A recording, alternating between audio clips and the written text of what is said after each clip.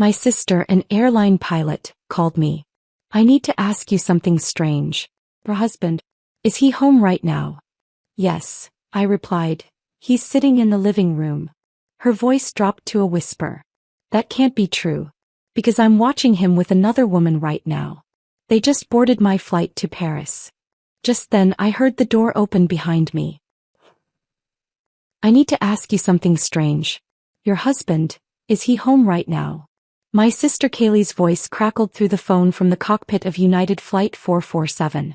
I was standing in our Manhattan apartment kitchen, watching Aiden through the doorway as he sat reading his morning paper. Yes, I said slowly. He's sitting in the living room. The silence that followed felt wrong. Then Kaylee whispered the words that shattered my entire world. That can't be true. Because I'm watching him with another woman right now. They just boarded my flight to Paris. Behind me I heard footsteps. Aiden walked into the kitchen, coffee mug in hand, smiling at me with the same expression he'd worn every morning for 7 years. The coffee mug in his hand was the one I'd bought him for his 40th birthday. White ceramic with "World's Most Adequate Husband," printed in black letters. He'd laughed when he opened it, said it was perfect because he never trusted anyone who claimed to be the best at anything. That was 3 years ago, back when his self-deprecating humor felt charming instead of calculated. Who's calling so early? Aiden asked, moving toward the coffee maker for a refill. His Saturday morning routine never varied. Coffee, Financial Times, light breakfast, then his squash game at the athletic club by 11. I gripped the phone tighter, Kaylee's breathing audible through the speaker. She was waiting for me to say something, to react, to make sense of what couldn't possibly make sense. My husband stood 5 feet away from me in our kitchen. My husband was also apparently sitting in business class at JFK Airport with another woman. Just Kaylee, I managed, surprised at how normal my voice sounded. Pre-flight check-in. Aiden nodded absently, pouring coffee with his left hand while scrolling through his phone with his right. Tell her we said hello. Maybe we'll finally take her up on those flight benefits she's always offering. Before we continue, I want to thank you for listening to these stories of betrayal and strength. If you believe everyone deserves the truth in their relationships, please consider subscribing. It helps us reach others who might need these stories. Now let's see how this deception unravels. The irony of his words made my stomach twist. I watched him move through our kitchen with the easy familiarity of someone who belonged there. 7 years of marriage had created these patterns. Where we kept the sugar, how he liked his coffee, the way he always stood at the counter rather than sitting at the breakfast bar. Kaylee, I'll call you back, I said quietly. Ava, wait. I need to tell you. Her voice carried the same urgency she'd had 3 years ago when she called about Dad's heart attack. That call had come on a Tuesday morning too. I'd been standing in this same kitchen making breakfast when my world tilted off its axis. I'll call you back, I repeated and ended the call. Aiden glanced up from his phone. Everything all right? You look pale. Did I? I caught my reflection in the microwave door. Same auburn hair pulled back in a ponytail, same green eyes my father had given me, same face that had looked back at me every morning for 37 years. But Kaylee's words had changed something fundamental. The kitchen felt different now, like when you notice a picture frame has been hanging crooked for months. Just tired, I said, reaching for my own coffee mug. My hands were steady. 20 years of working as a forensic accountant had taught me to maintain composure when discovering that nothing was what it seemed. COs had sat across from me, lying through their teeth about missing millions, while I nodded and took notes and gathered evidence. You should go back to bed, Aiden suggested, his British accent wrapping around the words with familiar warmth. That accent had charmed me at a mutual friend's dinner party 8 years ago. He'd been explaining the difference between rugby and American football, gesturing wildly with a glass of wine, accidentally spilling it on my dress. His mortification had been endearing. Or had it been? Maybe I will, I said, studying his face. The same angular jaw, the same green eyes with gold flecks, the same small scar above his left eyebrow from a childhood bicycle accident. Every detail exactly as it should be. My phone buzzed. A text from Kaylee, look at this now. A photo appeared. Through an airplane window I could see the interior of business class. There in seat 3B sat a man in a blue Tom Ford suit. The photo was taken from an angle, but the profile was unmistakable. The way he held his head, the curve of his jaw, the particular way he gestured while talking. Aiden. My Aiden. Talking animatedly to a blonde woman who looked about 25, her hand resting on his forearm with casual intimacy. I looked up at the Aiden in our kitchen. Gray cashmere sweater, reading glasses pushed up into his hair, that same wedding ring on his left hand that we'd chosen together at a small jeweler in Soho. Actually, I said, my voice surprisingly steady, I think I'll make pancakes. Pancakes? He raised an eyebrow. On a Tuesday? What's the occasion? The occasion was that my sister was watching my husband on a plane while my husband stood in our kitchen, and one of these realities had to be false. But I couldn't say that. Not yet. Not until I understood what was happening. Can't a wife make pancakes for her husband without needing a reason? He smiled, that particular half-smile that used to make my heart skip. Of course. Though you know I have squash at 11. Plenty of time, I said, pulling ingredients from the pantry. Flour, eggs, milk. Simple things that made sense. Unlike the photo on my phone showing my husband in 2 places at once. As I measured flour into a bowl, I thought about the small inconsistencies I'd dismissed over the past few months. The night he'd come home from a client dinner smelling like a perfume I didn't recognize. The weekend he'd gone to Boston for a conference that I later couldn't find any record of online. The way he'd been perfect lately. Too perfect. No forgotten anniversaries, no socks left on the bedroom floor, no irritating habits that had once driven me crazy but now seemed oddly absent. I love you, Aiden said suddenly, walking over to kiss my forehead. His lips were warm, familiar. I love you too, I replied automatically, the words hollow as the measuring cup in my hand. He returned to his newspaper, settling back into his morning routine. I watched him turn the pages with precise movements, each gesture exactly as I remembered. But memory, I was learning, could be manufactured. Reality could be edited. And somewhere between my kitchen and JFK Airport, my marriage had split into 2 versions. One of them was a lie. I picked up my phone and typed a message to Kaylee, "Don't let that plane take off." But even as I hit send, I knew it was too late. The engines were already running. The door was already closed. And whatever game was being played in my life had already begun. The sound of the apartment door closing echoed through the hallway as Aiden left for his squash game. I stood at the window watching him exit our building, his gym bag slung over his shoulder, that confident stride unchanged after all these years. He turned left toward the athletic club just as he did every Tuesday and Saturday. Normal. Predictable. Except nothing felt normal anymore. The moment he disappeared around the corner, I moved with purpose toward his home office. The mahogany desk we'd bought at an estate sale in the Hamptons sat beneath his diplomas from Cambridge and Harvard Business School. Everything meticulously organized as always. But organization, I'd learned from years of forensic accounting, often masked the most elaborate deceptions. I opened my laptop and logged into our joint accounts, my fingers moving across the keyboard with the same precision I used when tracking embezzled funds for Fortune 500 companies. The credit card statements loaded slowly, each month revealing a pattern that made my chest tighten. There it was, a charge at the Tokyo Mandarin Oriental from March 15th through 18th. I remembered that weekend clearly.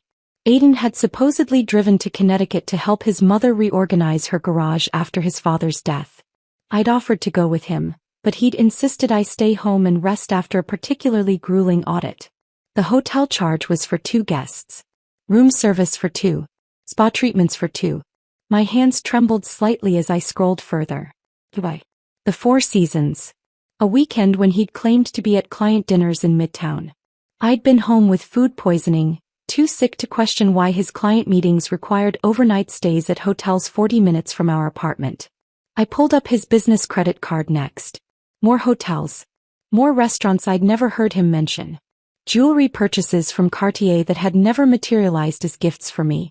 My methodical brain, trained to spot financial irregularities, cataloged each discrepancy while my heart tried to rationalize them away. Maybe they were client gifts. Maybe the hotels were for visiting executives. Maybe there was an explanation that didn't involve my husband living an entirely separate life. My phone rang. Sophia Chen's name appeared on the screen. "I'm 15 minutes away," she said without preamble. "And Ava, you need to prepare yourself. What I found, it's extensive." Sophia and I had been roommates at NYU, both studying accounting before our paths diverged. Mine toward forensic investigation, hers toward what she cryptically called private intelligence. Her divorce from Richard, the Wall Street trader who'd been sleeping with his 23-year-old assistant, had transformed her from corporate analyst to someone who specialized in what she called marital reconnaissance. While waiting for her, I continued my investigation. Our joint investment accounts showed regular activity, but when I dug deeper, I found withdrawals I didn't recognize. Small amounts at first, 5,000 here, 10,000 there, always just below the threshold that would trigger automatic alerts.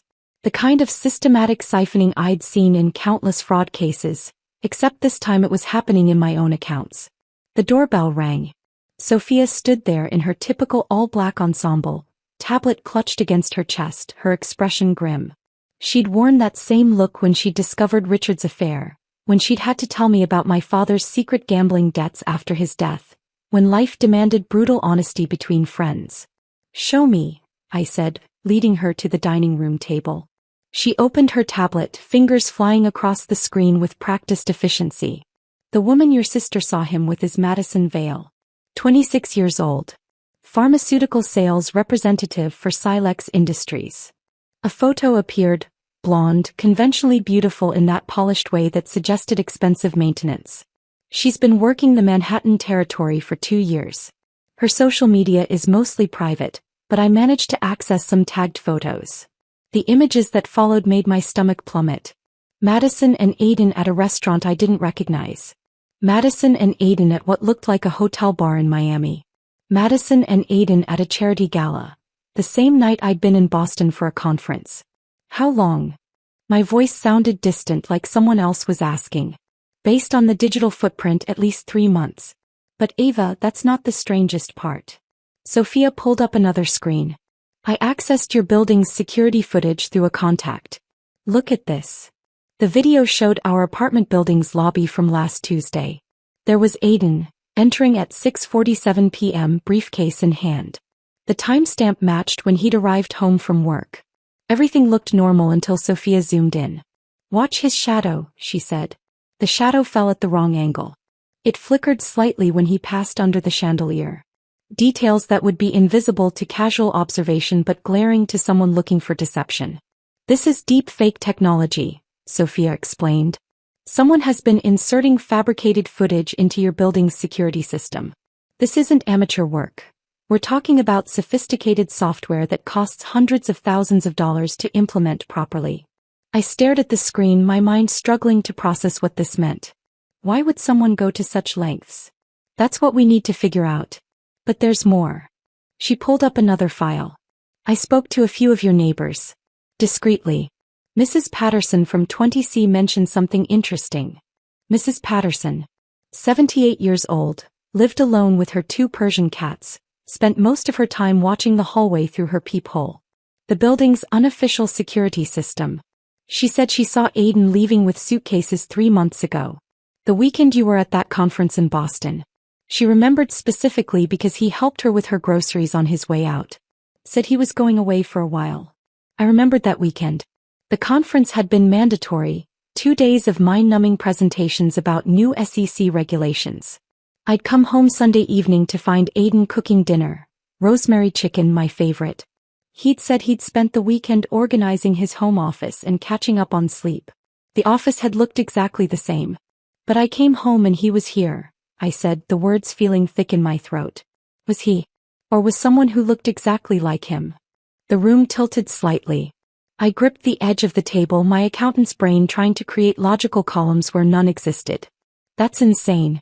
People don't just get replaced. No, Sophia agreed, her voice gentle but firm. They don't. Not without significant resources and planning. Ava, has Aiden been working on anything sensitive? Any deals or projects that might make him a target? I thought about his recent work. Mergers, acquisitions, the usual investment banking activities. Nothing that seemed worth this level of elaborate deception. Unless there was something he hadn't told me about. Another secret to add to the growing pile. I need to see more footage, I said, my voice steadier now. Every entry and exit for the past 3 months. Credit card receipts. Phone records. Everything. Sophia nodded, already typing. I'll get what I can. But Ava, you need to be careful. Whoever is doing this, whether it's Aiden or someone else, They've invested serious resources. This isn't a simple affair. This is something else entirely. Sophia left after giving me an encrypted phone to contact her, warning me to act normally until we understood the full scope of what was happening. I spent the rest of the afternoon in a state of suspended animation, cleaning things that didn't need cleaning, organizing files that were already organized, anything to keep my hands busy while my mind raced through possibilities that seemed increasingly insane. At 5:30 I heard Aiden's key in the lock. The man who might not be Aiden. The stranger who'd been living in my home, sharing my bed, playing the role of my husband with such precision that I'd never questioned it until today. I arranged my face into something resembling calm and started preparing dinner. "Something smells amazing," he called out, same as always. The routine so familiar it felt like muscle memory. I decided to make shrimp scampi, my grandmother's recipe from Naples. The garlic and white wine sauce filled the apartment with its rich aroma. This particular dish held significance in our relationship. The real Aiden had a severe shellfish allergy, documented by 3 emergency room visits over the years. His medical alert bracelet, worn religiously for 7 years, specifically listed shellfish as life-threatening. "Your favorite," I said, setting the plate in front of him. My voice sounded normal, even pleasant. 20 years of maintaining composure during fraud investigations had taught me to compartmentalize panic. He looked at the dish with what appeared to be genuine delight. "You haven't made this in ages." That was true. I hadn't made it because my husband would die if he ate it. But this man picked up his fork without hesitation, twirling the linguine with practiced ease, bringing a shrimp to his mouth with appreciation. No reaction. No swelling. No reaching for an EpiPen. Just a man enjoying his dinner. "This is incredible," he said, taking another bite. "Your grandmother would be proud." My grandmother had been dead for 15 years, but she would have been horrified to see me serving shellfish to someone I was testing like a laboratory specimen. I watched him eat, cataloging every gesture, every expression, looking for the seams in his performance. "So I was thinking," I said, refilling his wine glass with the measured calm of someone discussing the weather, "we should visit your mother this weekend." The real Aiden would have immediately manufactured an excuse. His relationship with his mother was complicated at best, toxic at worst.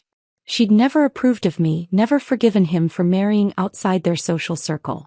Our visits to Connecticut were carefully rationed, usually requiring weeks of negotiation. "That sounds wonderful," he replied without missing a beat. "She'll be thrilled to see us." Thrilled. His mother had never been thrilled about anything involving me. I felt my phone recording from its position behind the fruit bowl, capturing this conversation that would later serve as evidence of, what? That my husband had been replaced by someone who actually liked his mother? "We could stay the whole weekend," I continued, pushing harder. "Help her with that garden project she mentioned." "Perfect.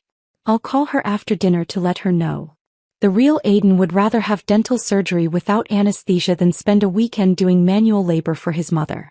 This man was failing every test, yet succeeding perfectly at being a better version of my husband. After dinner we settled onto the couch for our usual evening routine. Netflix, mild conversation about our days, the comfortable silence of a long-married couple. Except nothing about this felt comfortable anymore. Every gesture he made, every word he spoke felt like watching a highly skilled puppeteer manipulate strings I couldn't see. "I'm exhausted," I announced at 10, stretching in an exaggerated way. "That audit today really wore me out." "You work too hard," he said, kissing my forehead. The lips were warm, the pressure familiar, but wrong in some indefinable way. In our bedroom I changed into pajamas while he brushed his teeth. The sounds from the bathroom were perfect. The electric toothbrush for exactly 2 minutes, the mouthwash gargle, the face washing routine. Someone had studied my husband's habits with anthropological precision. When he climbed into bed beside me, I forced myself to remain still. He turned on his side, facing away from me, his breathing evening out within minutes. The real Aiden was a chronic insomniac who usually read until well past midnight. This man fell asleep like someone without worries, without secrets, without a stolen identity weighing on his conscience. I waited, counting his breaths, until I was certain he was deeply asleep. Then I slipped out of bed with the careful movements of someone defusing a bomb. His briefcase sat in its usual spot beside the dresser, leather worn soft from years of use. The real Aiden's briefcase, carried by an imposter. Inside, the usual contents appeared normal at first glance. Laptop, various files, business cards. But beneath a stack of investment portfolios, I found an envelope that didn't belong. My fingers trembled as I extracted its contents. A pay stub made out to Marcus Webb, address in Queens. An actors' union card. But most damning were the handwritten notes, pages and pages in someone else's handwriting, documenting my life in excruciating detail. My morning routine, down to which coffee mug I preferred. My speech patterns with certain phrases highlighted. Details about our relationship history that read like a script prepared for an audition. Ava likes her coffee with 1 sugar, no cream. She calls her sister every Tuesday and Thursday. Anniversary is October 15th. She expects flowers but pretends she doesn't. Her father died 3 years ago, sensitive subject. She tears up during the final scene of Casablanca every time. Our entire marriage reduced to bullet points, a character study for someone preparing to play the role of devoted husband. At the bottom of the last page, a note in different handwriting, 3 months maximum. Maintain cover until transfer complete. 3 months. This performance had an expiration date. I slipped the papers back into Marcus's briefcase with trembling fingers, my mind processing the implications of transfer complete. Transfer of what? Our assets? The apartment? My entire life. I photographed each page with the encrypted phone Sophia had given me, then crept back to bed where the stranger wearing my husband's face continued sleeping peacefully. The next morning, Sunday, I watched Marcus perform his morning routine with newfound clarity. Every gesture was studied, every word carefully chosen. When he mentioned needing to go to the gym, I manufactured an urgent client crisis that required immediate attention at my office. He barely looked up from his tablet, waving goodbye with the distraction of someone whose mind was already elsewhere. My office building stood empty on Sunday morning, just security guards and the ghosts of financial crimes. I locked myself in my corner office overlooking Park Avenue and opened my laptop with the determination of someone about to perform surgery on their own life. The forensic accounting software I used to track corporate fraud would now dissect my personal finances. I started with our joint checking account. The past 3 months revealed a pattern so subtle I would have missed it without looking specifically for theft. Transfers of $9,999, just below the federal reporting threshold, moving to accounts I didn't recognize.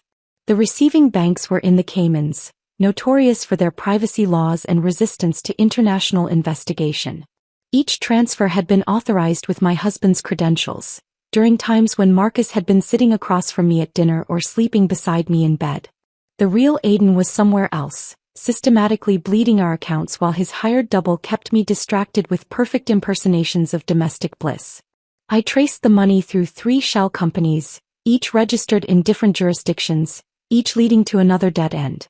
LuxCorp International in the Caymans, Meridian Holdings in Panama, Apex Investments in Cyprus. Corporate structures designed to launder money and hide assets from people exactly like me. The trail went cold at Swiss banks whose privacy laws were legendary. 15 years of savings, investments, and careful financial planning vanishing into numbered accounts I could see but couldn't touch. The scope of the theft made me physically ill. $400,000 from our investment portfolio. $600,000 from the home equity line we'd never used.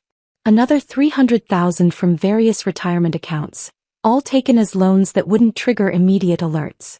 $1.3 million, methodically extracted while I slept next to a stranger who'd memorized my coffee preferences. But the money was just the beginning. When I accessed my professional client database, I found something worse. Login records showed access from IP addresses I didn't recognize, downloads of sensitive financial data from 3 major corporate audits I'd conducted. Information that, in the wrong hands, could facilitate insider trading worth tens of millions. I pulled up Madison Vale's professional profile. Pharmaceutical sales representative seemed like a cover story now. Her LinkedIn showed connections to several hedge fund managers, the kind who operated in legal gray areas and weren't particular about where their information originated. Her travel history on social media aligned perfectly with suspicious trades in pharmaceutical stocks that had occurred just before major FDA announcements. They weren't just stealing from me. They were using my reputation, my access, my client relationships to commit federal crimes. Every unauthorized login, every stolen file, Every suspicious trade would trace back to my credentials. If discovered, I wouldn't just lose money. I'd lose my license, my career, potentially my freedom. I needed help beyond what Sophia could provide. Grace Morrison answered on the third ring, her voice rough with sleep. We'd been friends since she was an ambitious prosecutor and I was testifying as an expert witness in fraud cases. Her divorce from a judge who'd been taking bribes had ended her career at the DA's office but sharpened her understanding of how the system failed women who discovered their husbands were criminals. Ava, it's 7 a.m. on Sunday. I need your help. Can you meet me at my office? Something in my voice must have conveyed the urgency. 20 minutes, she said and hung up. Grace arrived looking like she'd thrown on the first clothes she could find, her prosecutorial instincts still sharp despite 3 years in private practice. I showed her everything: the financial transfers, the stolen client data, the photographs of Marcus's briefcase contents. She studied the evidence with the focused intensity that had once made defense attorneys nervous. This is sophisticated, she finally said. Professional-level identity theft combined with financial fraud and corporate espionage. But here's your problem. Everything is technically authorized. Your husband's credentials were used. His biometrics, his passwords. Without proving he wasn't actually present for these transactions, you're looking at a he said, she said situation. But I have proof that Marcus Webb has been impersonating him. An actor who could claim he was hired for a legitimate reason. Maybe Aiden wanted to surprise you. Maybe it was research for something. Without Aiden here to contradict that story, and with him presumably ready to deny everything from wherever he's hiding, the authorities won't act fast enough. By the time they investigate, the money will be gone and the evidence will disappear. My phone buzzed. Not my regular phone, but the encrypted one Sophia had given me. I'd left it hidden in my desk drawer. The notification showed a new message on an app one didn't recognize. Grace leaned over as I opened it. A single text from an unknown number. Check Aiden's old phone. I looked at Grace. Who else knows about this? Someone who wants you to find something, she said. This feels like breadcrumbs. We drove back to my apartment together. Marcus was still at the gym, his Sunday routine predictable as clockwork. I went straight to Aiden's home office, to the desk drawer where he kept old electronics he claimed to be recycling but never actually disposed of. His previous iPhone sat there, screen cracked from when he dropped it getting out of a taxi 6 months ago. I pressed the power button, not expecting anything. The screen flickered to life. 5% battery but alive. The phone had been receiving messages for months while supposedly broken. I opened the messages with shaking fingers. There was a conversation with Madison Vale going back 8 months. Plans, photos, and details that made my blood run cold. The wife suspects nothing, Aiden had written 3 months ago. Marcus is perfect. By the time she figures it out, we'll be untouchable. The most recent message was from yesterday. Tomorrow we finalize everything. Our usual place in Paris, then disappear forever. Grace stared at the phone screen, her prosecutor's mind already building the case. Tomorrow is Monday. If they're planning to finalize everything, we need to act tonight. I felt something shift inside me, the fear and confusion crystallizing into cold determination. The same focus that helped me unravel million-dollar fraud schemes would now protect what remained of my life. I handed Grace the phone and moved to my laptop with newfound purpose. What are you doing? Grace asked. Setting a trap. Aiden might have stolen my money, but he forgot that I'm the one who knows how to track it. My fingers flew across the keyboard, creating something beautiful in its simplicity. A financial virus disguised as routine investment documents that would appear in our shared cloud storage. The code was elegant, designed to activate the moment anyone accessed our joint accounts from an international IP address. When triggered, it would freeze every transaction, lock down all associated accounts, and simultaneously alert federal investigators to suspicious activity. Is that legal? Grace watched over my shoulder. It's my own account. I'm protecting my assets from theft. Completely legal. I embedded the virus in files labeled Q3 Investment Review and Tax Documents 2024. Aiden's arrogance would be his downfall.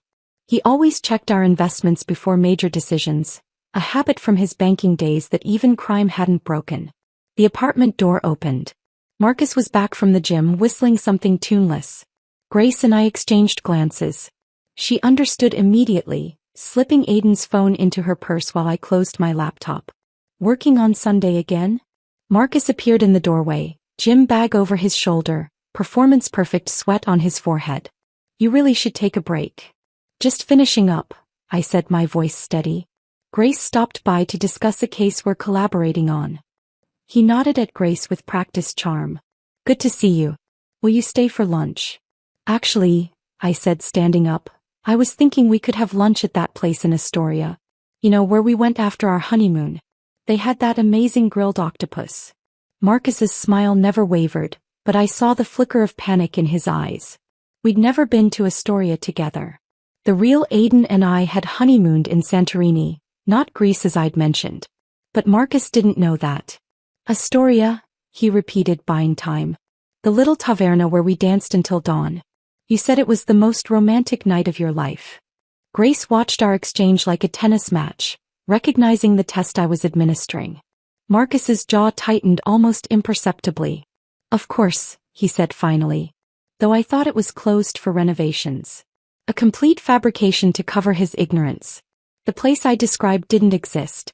I smiled warmly, playing the devoted wife while documenting another crack in his performance. You're probably right. Let's just order Thai food instead. The relief in his shoulders was visible. Grace excused herself, taking the evidence with her. As Marcus headed to shower, I made 3 phone calls that would light fires under Aiden's carefully constructed scheme. First, Robert Steinberg, CEO of Steinberg Industries and Aiden's biggest client. I kept my tone conversational, concerned but not alarmed. Robert, I'm so sorry to bother you on Sunday, but I noticed some unusual activity in your company's investment portfolio while reviewing adjacent accounts. Nothing serious, probably just a clerical error, but you might want to have your team take a look. The seed of doubt planted, watered with just enough concern to trigger an internal audit that would discover discrepancies leading back to Aiden's unauthorized access. Second call, Jennifer Wu at Phoenix Capital. Same approach, different angle. A mysterious transfer that didn't match their usual patterns. So strange, probably nothing but worth checking. Third, David Martinez at Meridian Financial.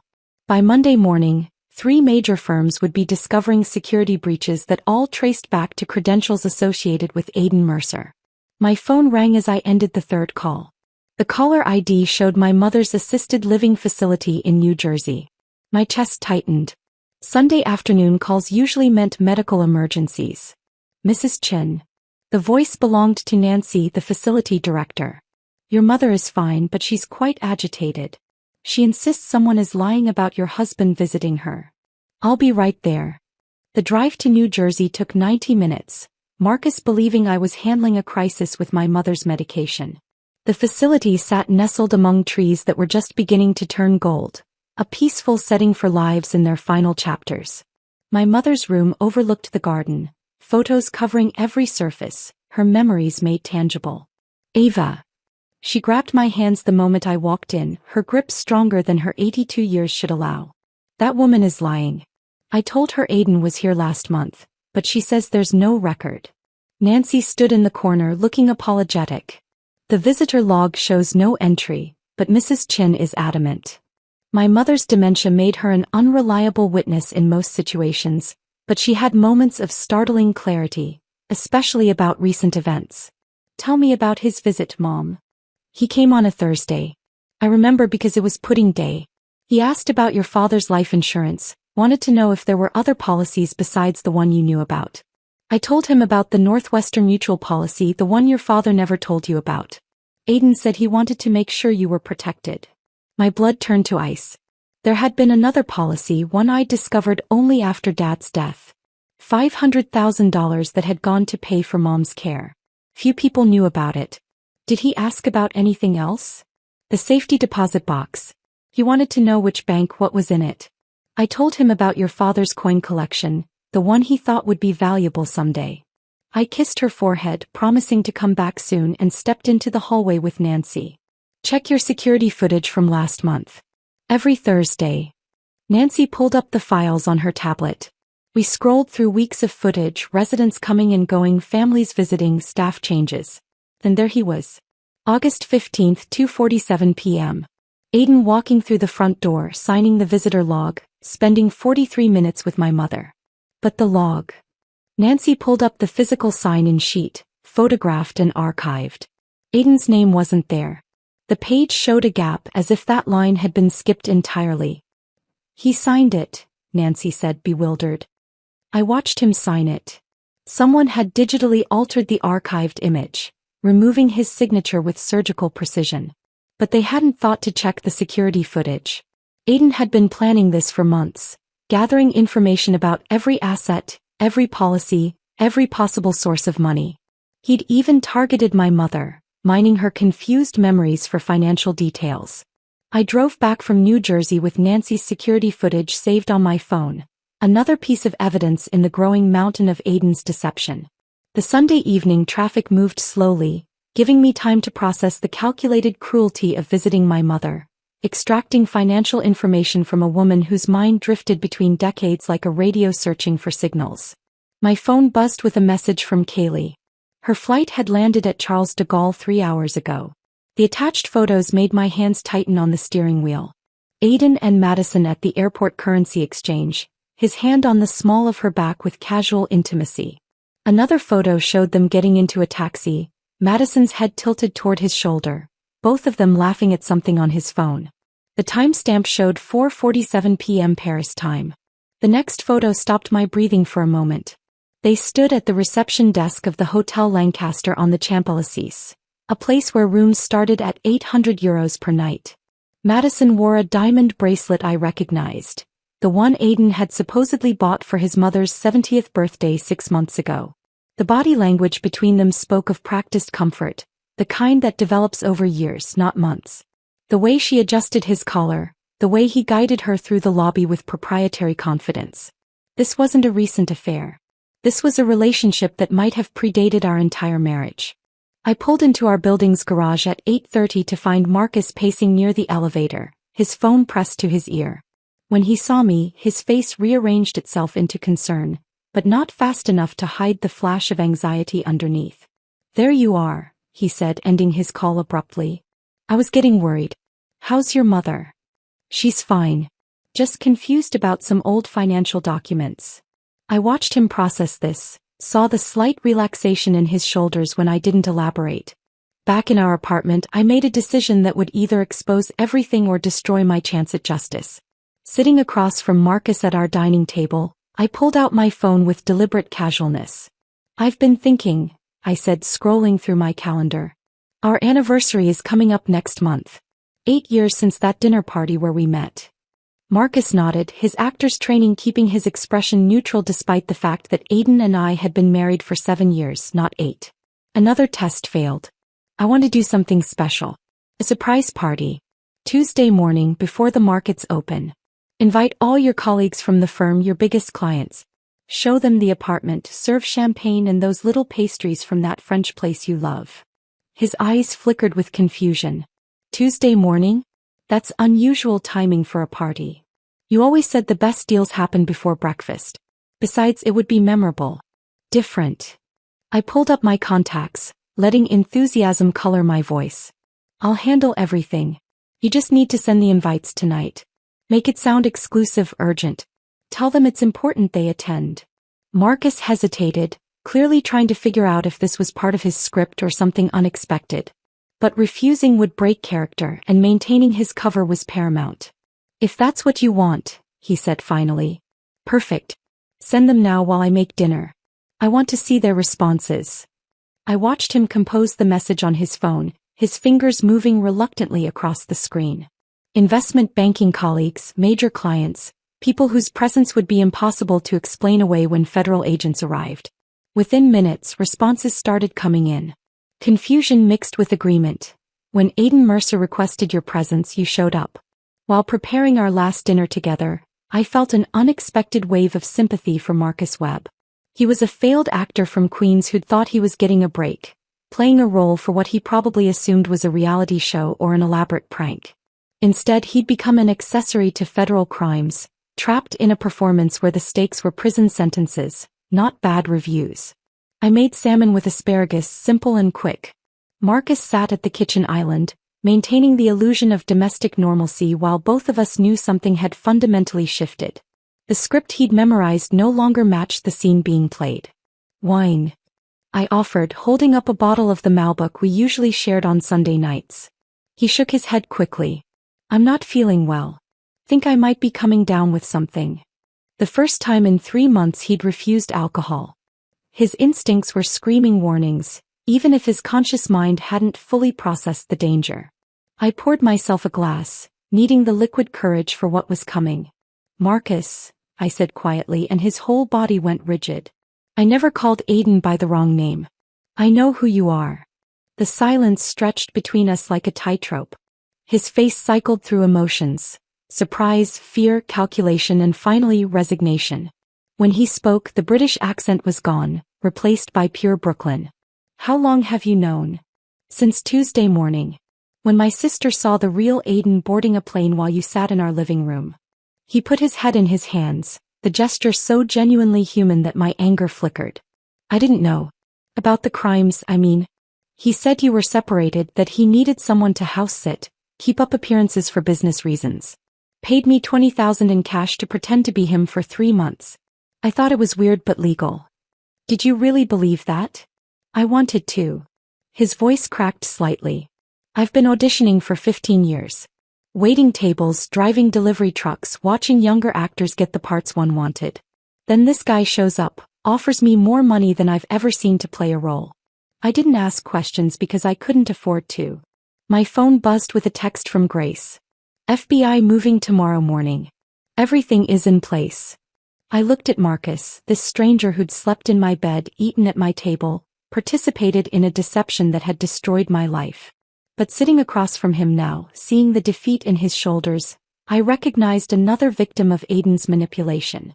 Tomorrow morning, federal agents are going to arrive. The people you invited will be here to witness it. You can either be arrested as a co-conspirator or cooperate as a witness. Witness, he said immediately. God witness. I have documents, recordings. He made me keep everything in case you got suspicious. Said it was insurance. Marcus spent the night on our couch after showing me a storage unit key where he'd kept everything. Contracts, recordings of phone calls with Aiden, detailed instructions for maintaining the deception. We barely slept, both of us waiting for the dawn that would end this elaborate performance. At 5:47 a.m. my phone rang. They got them, Kaylee said, her voice carrying exhaustion and satisfaction in equal measure. French police arrested them at Charles de Gaulle. They were trying to board a connecting flight to Switzerland. I put her on speaker so Marcus could hear. He sat up on the couch, the blanket I'd given him pulled around his waist, looking like a man about to hear his own verdict. The arrest was dramatic, Kaylee continued. They were in the premium lounge when police arrived. Madison started crying, claiming she didn't know anything about any crimes. But Aiden, his composure finally cracked. He tried to run. They tackled him right there in front of everyone. Someone filmed it. It's already on European news channels. Marcus closed his eyes, perhaps realizing how close he'd come to being in those handcuffs himself. I walked to the kitchen and began making coffee, my hands steady despite the adrenaline coursing through my system. The apartment would soon fill with witnesses to the culmination of Aiden's deception. By 7:30 a.m. the first guests began arriving. Robert Steinberg from Steinberg Industries, looking confused but curious. Jennifer Wu from Phoenix Capital, dressed impeccably despite the unusual hour. David Martinez, several junior partners from Aiden's firm, clients whose portfolios represented billions in managed assets. They clustered in our living room, accepting coffee and making awkward small talk about the mysterious urgency of the invitation. This better be worth it, Aiden, Robert said to Marcus, who stood frozen by the window. I canceled a breakfast meeting with the Seoul team. Marcus looked at me, panic evident in his eyes. The script hadn't prepared him for this. I stepped forward, playing the gracious hostess one final time. Thank you all for coming. I know the timing is unusual, but you'll understand in a moment why your presence is so important. At 7:58 a.m. I heard footsteps in the hallway. Multiple sets, moving with purpose. Marcus heard them too, his face going pale. The doorbell rang once, formally, followed immediately by firm knocking. Federal agents. We have a warrant. The room erupted in confused murmurs as I opened the door. 6 FBI agents entered, their presence immediately transforming our apartment from social gathering to crime scene. The lead agent, a woman with steel gray hair and eyes that missed nothing, held up her credentials. Agent Sarah Brennan, FBI Financial Crimes Division. We're looking for Aiden Mercer. That's me, Marcus said, his Brooklyn accent bleeding through the British veneer. Except it's not. I mean, he looked at Agent Brennan with desperate relief. I want to cooperate. I have evidence. I was hired to impersonate him. The room fell silent except for someone's coffee cup hitting a saucer too hard. Robert Steinberg's mouth opened and closed like a fish gasping for air. Jennifer Wu pulled out her phone, probably calculating her firm's exposure to whatever was unfolding. Mr. Webb, Agent Brennan said, clearly already knowing his real name, you're under arrest for conspiracy to commit fraud, identity theft, and money laundering. As they cuffed Marcus, he looked at me with something like gratitude. The storage unit on Queens Boulevard, he said quickly. Unit 447. Everything's there. While agents read Marcus his rights, my laptop chimed with a notification I'd been expecting. The financial virus had activated. On my screen, I watched in real time as accounts across the Caymans, Switzerland, and Cyprus froze simultaneously. $47 million in stolen funds, locked in digital amber. Transaction records automatically forwarded to federal prosecutors, the IRS, the SEC. Every agency that Aiden thought he'd evaded now had a complete record of his crimes. Mrs. Mercer, Agent Brennan approached me while her team secured Marcus. We'll need you to come with us for a formal statement. Of course. But first, these people deserve to know why they're here. I picked up my phone, finding the recording of Kaylee's call from Tuesday morning. Her voice filled the room, clear and professional. I need to ask you something strange. Your husband, is he home right now? The recording played through those first moments of discovery. The gathered executives listened with growing comprehension, understanding dawning on their faces. They weren't here for an anniversary party. They were witnesses to the unraveling of a massive fraud that could have destroyed their companies.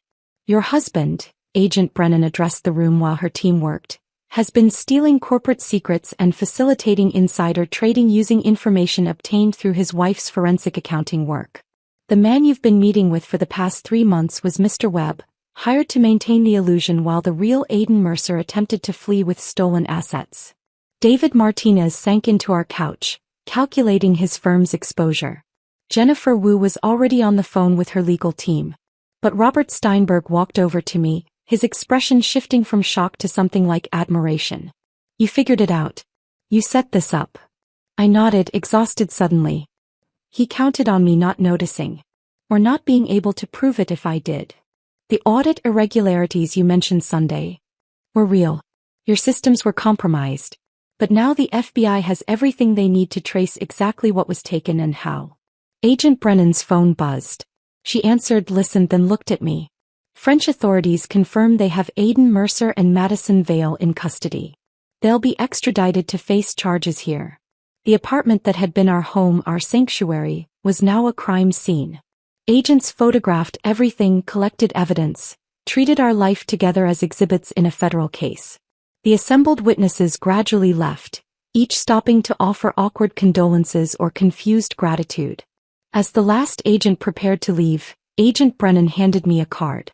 We'll need you to testify. Your forensic work, the virus you created to track the money, it's the foundation of our case. I'll be there, I said, meaning it. The apartment fell silent. I stood in our kitchen, surrounded by the remnants of Marcus's last performance. His coffee cup still on the counter, the blanket he'd used on the couch, the notes he'd hidden throughout the apartment to remember his lines. Props in a play that had finally ended. My phone buzzed with a news alert. Video from Charles de Gaulle, shaky but clear. Aiden in handcuffs, his perfect composure shattered, being led through the airport while travelers stopped to stare. Madison beside him, designer makeup streaked with tears, her Parisian dream ending in French police custody. I watched the video one more time before closing my laptop. Aiden's arrest playing out in grainy airport footage that had somehow become the most watched clip on financial news channels. The timestamp in the corner read 6 months ago, but it felt like a lifetime had passed since that Tuesday morning when my world split in two. The apartment stood empty around me now, our furniture sold or donated, walls bearing pale rectangles where artwork once hung. The movers had taken the last boxes yesterday, leaving only the echoes of a marriage that had been more performance than partnership. I stood at the windows overlooking Manhattan, keys heavy in my hand, waiting for the building manager who would take possession in 20 minutes. The divorce proceedings had moved with unusual speed once federal prosecutors presented their case. Aiden's attorney, working from a French detention center while fighting extradition, had little leverage against evidence of fraud, identity theft, and conspiracy. The judge, a woman who'd seen enough financial crimes to recognize predatory behavior, had been particularly unsympathetic to a husband who'd hired an actor to replace himself while liquidating marital assets. The settlement left me with more than I'd expected. The apartment sale proceeds recovered funds from the frozen accounts, and damages that Aiden's insurance company paid rather than face a public trial. Money couldn't buy back 3 months of sleeping next to a stranger or 7 years with a man capable of such deception, but it could buy freedom to rebuild. My phone rang, showing a client appointment reminder. The irony wasn't lost on me that my trauma had become my specialty. The office space I'd leased in the Flatiron district bore a simple brass nameplate: Chin Forensic Consulting, specialist in marital asset protection and identity verification. What started as word-of-mouth referrals had grown into a waiting list of women who suspected their realities had been edited. Just last week, I'd helped a surgeon from the Upper East Side discover her husband of 15 years had been using deepfake technology to appear at medical conferences while actually running a separate practice in Miami. The week before, a Broadway producer learned her spouse had hired 3 different lookalikes to maintain alibis across multiple cities. Each case felt like excavating layers of deception with the same tools that had saved my own life. The building manager arrived, accepting the keys with professional detachment. As I rode the elevator down for the last time, my phone buzzed with a text from Kaylee. "Giovanni's at 7? My treat." Giovanni's hadn't changed in 40 years. Still serving the same red sauce recipes our grandmother had declared the only acceptable Italian food outside of Naples. The vinyl booths remained patched with duct tape, the checkered tablecloths bore decades of wine stains, and the owner's son still couldn't pronounce bruschetta correctly despite being third-generation Italian-American. Kaylee waited at our usual corner booth, a bottle of Chianti already open. She stood when she saw me, pulling me into a hug that lasted longer than necessary. We'd grown closer through this ordeal, the shared trauma creating a bond that went beyond sisterhood. "You did it," she said, pouring wine into glasses that looked like they'd survived both world wars. "The apartment's really gone?" "Handed over the keys 20 minutes ago." I took a sip, the cheap wine tasting like childhood Sunday dinners. "Feels strange. 7 years erased in an afternoon." "Not erased. Transformed." Kaylee raised her glass. "To the woman who figured out her husband was in 2 places at once and brought down an international fraud ring. To the pilot who made the phone call that saved my life," I countered. We drank, the ritual of it more important than the wine. Kaylee had carried guilt about that morning for months, convinced she'd destroyed my marriage with one phone call. I'd tried explaining that she'd revealed the destruction, not caused it, but survivor's guilt doesn't respond well to logic. "I have something for you," she said, pulling an envelope from her purse. "It arrived at my building yesterday, addressed to you, care of me." The return address showed Dayton, Ohio. Marcus Webb's handwriting, careful and precise.